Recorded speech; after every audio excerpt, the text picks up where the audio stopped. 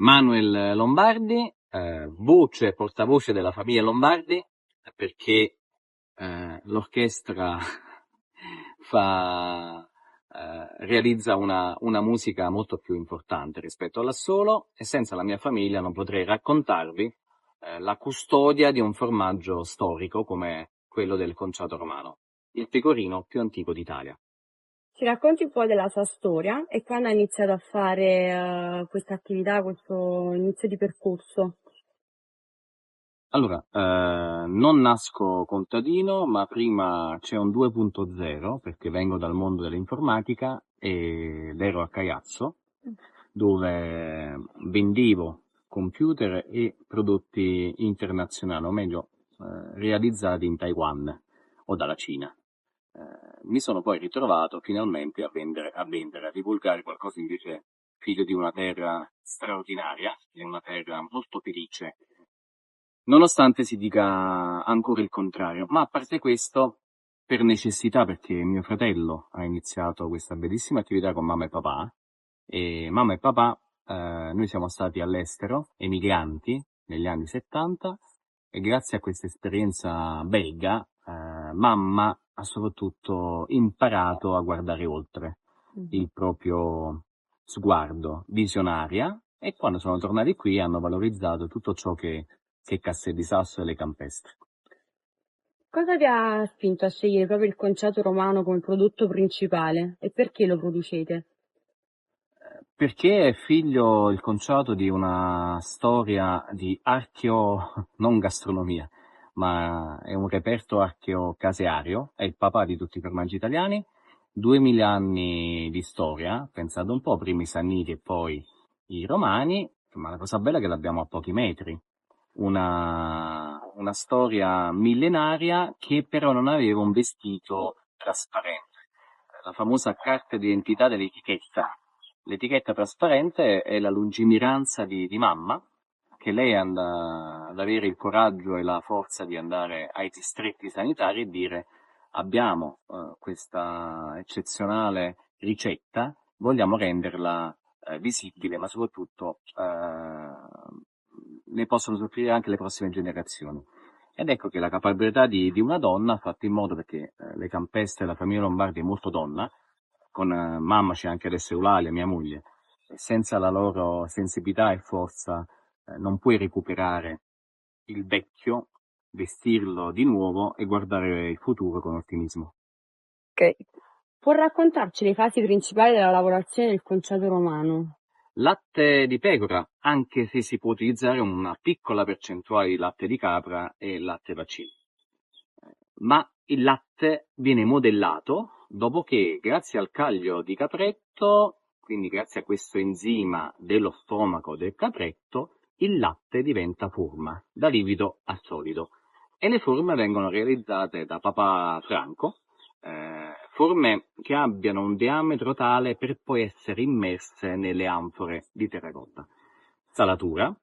Il giorno dopo viene salata anche l'altra faccia della stessa caciotta, dello stesso primo sale, così chiamato, per poi andarle a riporre in un casale. Il casale è un mobile di faggio appeso all'aria aperta e protetto da una rete metallica. Questo permette agli insetti di non entrare, ma al formaggio di asciugarsi. 10-15 giorni diventa dura la pasta, la caciotta stessa, ed ecco che avviene un momento particolare e determinante: il lavaggio con l'acqua della pasta fatta in casa, l'acqua delle pettole, perché contiene amido e l'amido è un antibatterico naturale. Poi tutte le caciotte vengono messe su un palo di tela, prese e immerse nelle anfore di terracotta o damigiane. È lì che poi viene la concia, peperoncino, timo serpillo, olio extravergine di oliva di varietà caiazzana oppure la cornaiola, e il vino Casavecchia, che sostituisce l'aceto che usava la nonna, perché all'epoca il vino era così prezioso da essere conservato per i pranzi importanti. Poi non solo l'aceto faceva e fungeva anche da antibatterico. Fatta questa liquido di concia, l'importante è chiudere bene i tappi, ovviamente, in modo che non ci sia passaggio di aria. Ogni 15 giorni lo scegheriamo, lo ruotiamo di 180 gradi. Minimo 6 mesi, massimo 2 anni. 2 anni non ci arriva più perché finisce prima, bisogna adottarlo per portarlo a questa stagionatura. Il Concetto Romano è uno dei formaggi più antichi d'Italia. Cosa significa per lei produrlo oggi?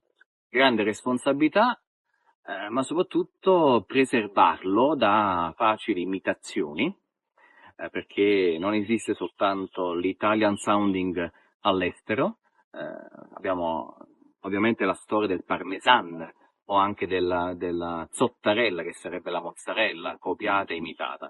Il conciato romano in questi anni sì, è stato un po' copiazzato, ma rimane l'identità ed è direttamente il consumatore a diventare il primo controllore, perché si accorge dal palato e dal ricordo, dalla memoria, che eventualmente quel formaggio non è autentico. Ma la cosa bella è che oggi, grazie anche alla blockchain, e noi siamo l'esempio della blockchain perché abbiamo il primo menù agrituristico d'Italia, tutto rintracciato e tracciato proprio con il autentico, che è un processo di controllo sia sul menù ma anche sul conciato.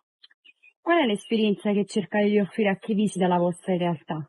Che non sia soltanto un'esperienza di palato, anche se il palato ti dà l'opportunità di vivere uno stato d'animo gioioso, anche allegro, perché come dico sempre il cibo è uno stato d'animo, il formaggio è un grande stato d'animo, ma quando hai la curiosità, e noi non dobbiamo mai smettere di essere curiosi e di accettare anche le imperfezioni, ebbene attraverso quel formaggio noi cerchiamo anche di raccontare altre storie non solo della famiglia Lombardi, ma anche di chi ci circonda.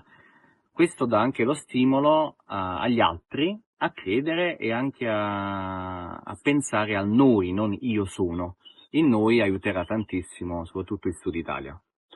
Ok, sappiamo che questa è una realtà a conduzione familiare, sappiamo anche che avete detto avete 2 figli, i suoi segreti li sta trasmettendo anche a loro, sta cercando di trasmettere la voglia di mandare avanti questa produzione, questa storia. Con un po' di difficoltà perché i ragazzi vedono soltanto il risultato finale e anche perché pensano che la mucca dà il latte.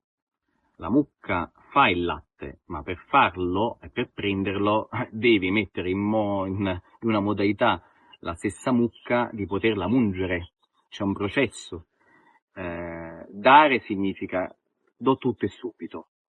Ed ecco che con Francesco e Andrea, grazie ai tempi lenti di questi luoghi, e la lentezza è un valore, cerchiamo un attimo di equilibrare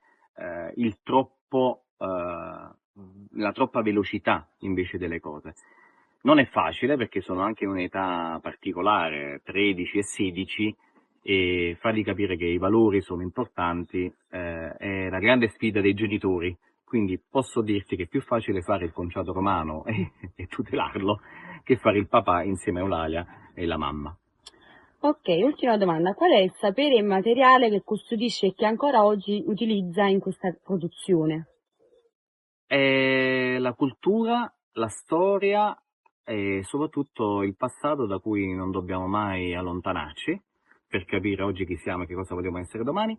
E il conciato rappresenta però anche il vecchio, che può essere preservato senza utilizzare un'intelligenza artificiale. Quella ci può aiutare semmai a ottimizzare un processo, ma l'intelligenza naturale è nato così, ha vinto tante battaglie il conciato romano per arrivare ai giorni d'oggi, ha vinto anche la battaglia della pandemia passata perché grazie all'anfora si è conservato, quindi non abbiamo buttato il latte e ci ha salvato in tutti i sensi, ma la cosa più importante è che racconta anche che dobbiamo credere di più nei prodotti tipici che abbiamo. Abbiamo tanti formaggi in via di estinzione che nessuno più vuole preservare e il conciato romano può essere un modello sostenibile ma anche esemplare.